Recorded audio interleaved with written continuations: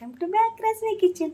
So కొంచెం ఇది గుండగాన, కొంచెం ఇది కూడా, ఇది తినడానికి, ఇది జ్యూస్లో ఆల్రెడీ మిక్స్ అయిపోతుంది. అన్నంతో పాటు ముద్దలో వచ్చేస్తుంది అన్నమాట.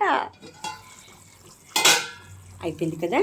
ఎందుకంటే బ్రహ్మదేవుడు అంట అమృతం అంతా ఆకాశం మీదే ఉంది కదా, ఏంటి మానవులు ప్రేమ అమ్మ అని చెప్తారు అని అనుకున్నారంట.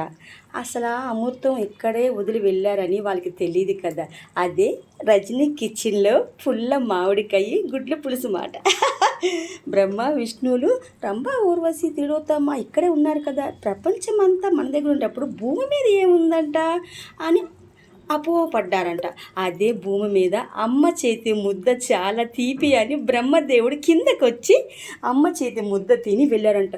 ఓ కిట్టయ్య అందుక యశోదతో తన్నులు తిన్నాడు ఈ ముద్ద కోసమా? అవును, అమృతం కిందే ఉంది, అది రజనీ కిచెన్లో ఉంది అని చెప్పాడంట బ్రహ్మదేవుడు.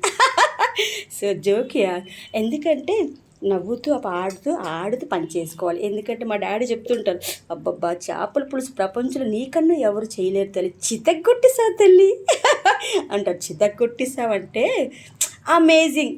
అప్పుడు వాళ్ళు అంత ఇంగ్లీష్ లేదు కదా, చితగ్గొట్టేసావంటే అమేజింగ్.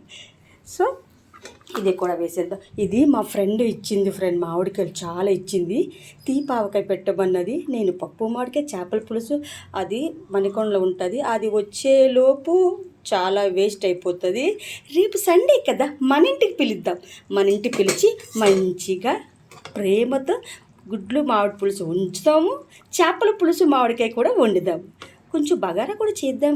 ఫ్రెండ్ ఇన్వైట్ చేసామంటే ఎట్లా ఉండాలి అంటే దాని హార్ట్ నింపుగా నేనే ఉంటాను అనమాట. తర్వాత వాళ్ళ అమ్మ నాన్న ఉంటారు. అంత లవ్ నేనంటే ఎవరికి ఇష్టం ఉండదు. రజనీ అంటే స్మైల్ అంటే రజనీ.